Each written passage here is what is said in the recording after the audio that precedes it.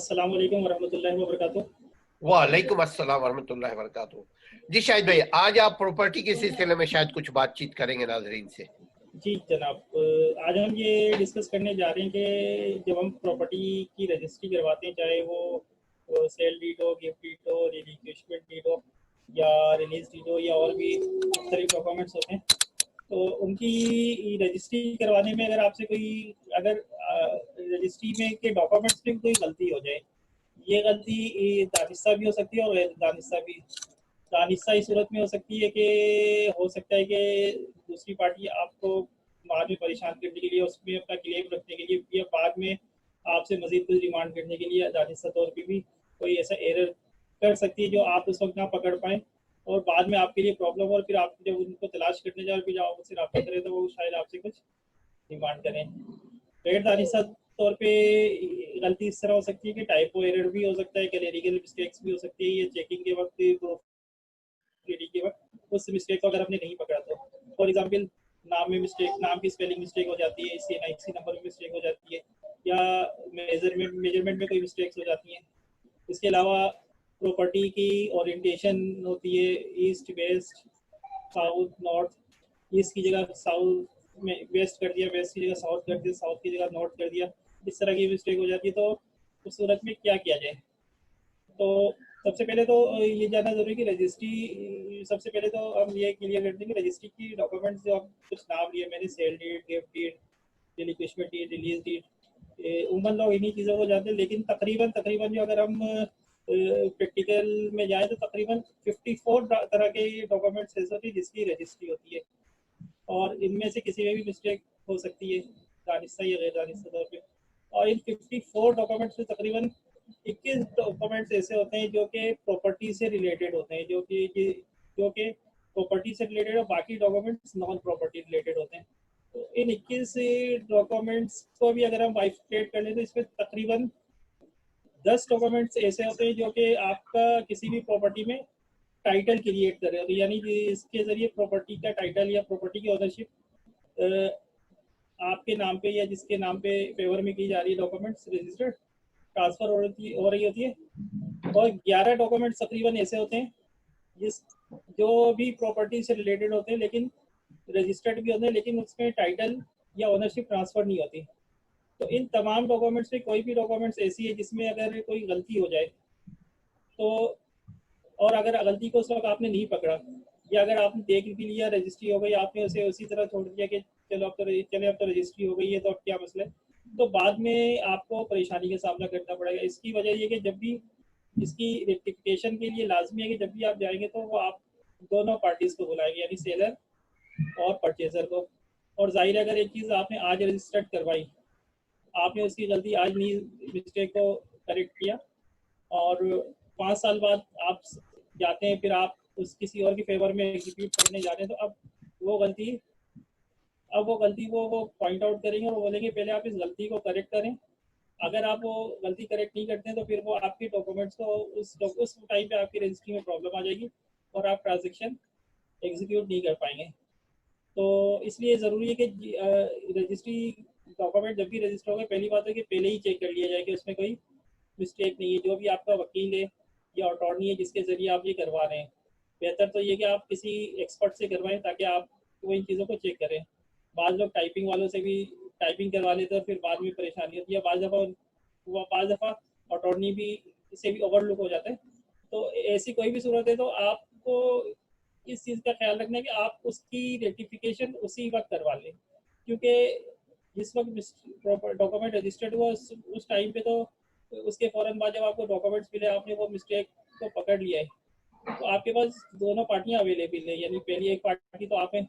Second party आपकी जो या फर्स्ट पार्टी जो है वो आप उससे कांटेक्ट कर सकते, लेकिन अगर 5 साल बाद आप उसे ढूंढने जाएंगे तो आपको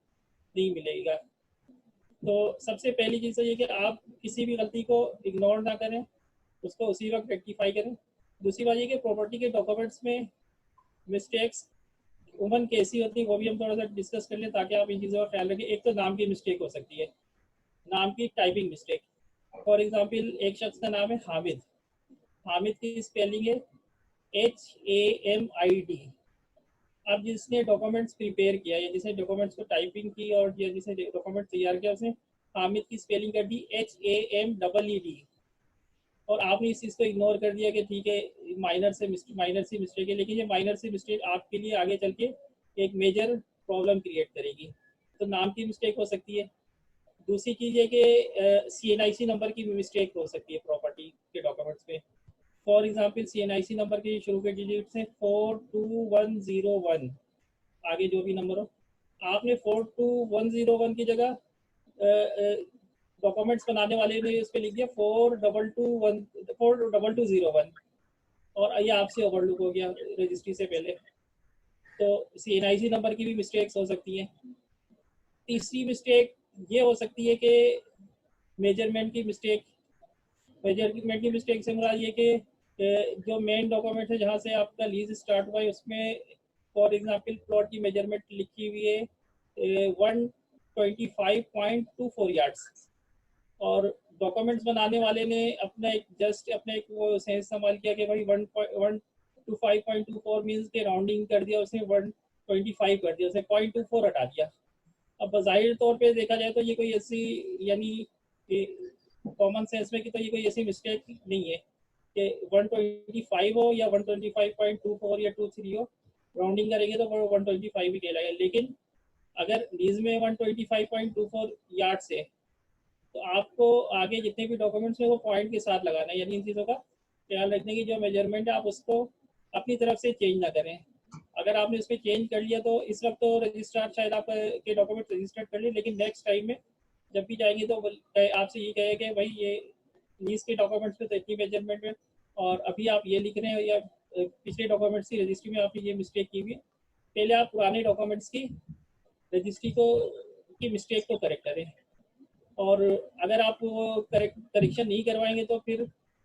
वो आपकी उस वक्त की रजिस्ट्री नहीं करेगा। आप करेक्शन करवाने के लिए आपको उस फर्स्ट या सेकंड पार्टी जो आपके अलावा जो दूसरी पार्टी थी उसको वहाँ पे हाजिर करना होगा, उसके बगैर वो रेक्टिफिकेशन हो नहीं पाएगी। और आज से 5 साल बाद या 10 साल बाद ये चीज़ आपके लिए प्रैक्टिकली मुमकिन नहीं होगा कि आप दूसरी पार्टी को ढूंढ के लाए। पहली बात तो ये कि वो आपको मिलेगा ही नहीं, अगर मिल भी गया तो वो शायद इन चक्करों में ना पड़ना चाहे। बहुत ही यूँ समझ ले कि 1% चांसेस हो कि शायद वो आपको मिल भी जाए और वो आपके साथ कॉपरेट करने को राजी हो जाए, वरना 99% ये चांसेस हो कि आपके साथ प्रॉब्लम हो जाएगी। एक मिस्टेक हो जाती है प्रॉपर्टी की ओरिएंटेशन में। प्रॉपर्टी के डॉक्यूमेंट्स में जिस तरीके से लिखते हैं ईस्ट, वेस्ट, नॉर्थ और साउथ, और फिर हम उसमें ये भी बता रहे होते हैं कि आपकी जो प्रॉपर्टी है उसकी वेस्ट में क्या है, ओपन है या कोई प्लॉट है या रोड है, ईस्ट में क्या चीज़ है, कोई प्लॉट है या कोई फ्लैट है या जो भी वाट एवर, नॉर्थ में क्या है, साउथ में क्या है। तो अब अगर इस ओरिएंटेशन में भी कोई मिस्टेक हो जाती है तो ये भी आगे चल के प्रॉब्लम क्रिएट करेगी। तो इसका भी ख्याल रखना ज़रूरी है कि आप डॉक्यूमेंट्स रजिस्टर्ड हो जाए और आप देखें कि इसमें भी कोई मिस्टेक है तो इसको भी आप लाजमी तौर पे करेक्शन लाजमी करवाएं। आप करेक्शन का क्या तरीक़ेकार है, तो करेक्शन के लिए ये है कि आपको एक अलग से एक डीड फाइल करनी होगी रेक्टिफिकेशन के लिए, जिसके लिए दोनों पार्टियों को, यानी आपने भी और आपके साथ जो दूसरी पार्टी उनको भी साथ में रजिस्ट्रार के पास जाना होगा। फिर उसमें स्टैम्प ड्यूटी लगेगी और जो टैक्सेस वगैरह होते हैं वो सारी लगेगी, और ये आप उसी वक्त जाके उसको रजिस्ट्रार के रूबरू दोनों पार्टियां हाजिर होकर उसकी रेक्टिफिकेशन करवाएं। और जब वो डॉक्यूमेंट रजिस्टर्ड हो जाए तो वो रजिस्टर्ड डॉक्यूमेंट जब आपको मिल जाए तो आप उस प्रॉपर्टी डॉक्यूमेंट्स की फाइल में वो डीड भी रेक्टिफिकेशन की वो भी उसमें लगा लें। अब ये रेक्टिफिकेशन डीड भी हमेशा के लिए आपकी उस प्रॉपर्टी डॉक्यूमेंट्स की जो एक सीक्वेंस चल रही है जिसमें मुख्तलिफ डॉक्यूमेंट्स लगे हुए, lease, sale deed, gift deed, जो ट्रांजेक्शन वाट एवर हुई है उसके साथ साथ ये भी एक उसका हिस्सा बन जाएगी, और इसको भी आपने संभाल के रखना है। अब जब नेक्स्ट टाइम आप इस प्रॉपर्टी के हवाले से कोई ट्रांजेक्शन करने जाएंगे तो चूँकि पिछले डॉक्यूमेंट्स में जो मिस्टेक तो है, लेकिन उस मिस्टेक की आपने करेक्शन करवा ली है, उसकी डीड आपने रजिस्टर्ड करवा ली है मिस्टेक की करेक्शन की, और वो जब डीड आप शो करेंगे तो रजिस्ट्रार आपकी करंट ट्रांजेक्शन को एक्सेप्ट कर लेगा और आपको किसी किस्म की परेशानी का सामना ना करना पड़ेगा। तो बेहतर ये कि हर तरह की प्रॉब्लम को आप बर वक्त सॉल्व कर लें, बजाय इसी के लिए बाद में आपके लिए कि लंबी प्रॉब्लम का सामना करना पड़े और फिर आपको कोर्ट में लिटिगेशंस में जाना पड़े और बहुत आपका टाइम भी कंज्यूम होगा, पैसे भी कंज्यूम होंगे और परेशानी का सामना अलग करना पड़ेगा। तो सामीन, शाहिद अकबर भाई आपको किस तरह रजिस्टर्ड करवाएं अपनी प्रॉपर्टी को, किस तरह अपने प्रॉपर्टी को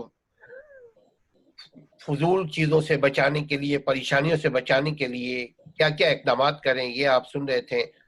इसी तरह के प्रोग्राम्स मजीद आपको मिलती रहेंगी, आप देखते रहिएगा। अगर अब तक आपने सब्सक्राइब नहीं किया है तो सब्सक्राइब कर लीजिए ताकि हमारी भी हौसला अफजाई हो और आप भी नए नए वीडियो देख सकें। अपना अपने घर वालों का ख्याल रखिएगा और ईद की बहुत सारी ढेर सारी मुबारक हो। अल्लाह ताला आपको सेहत, तंदुरुस्ती, खुशियां अता फरमाए, कोरोना वायरस से निजात दिलाए पूरे उम्मत मुस्लिमा को और पूरी इंसानियत को। अस्सलाम वालेकुम व रहमतुल्लाहि व बरकातहू।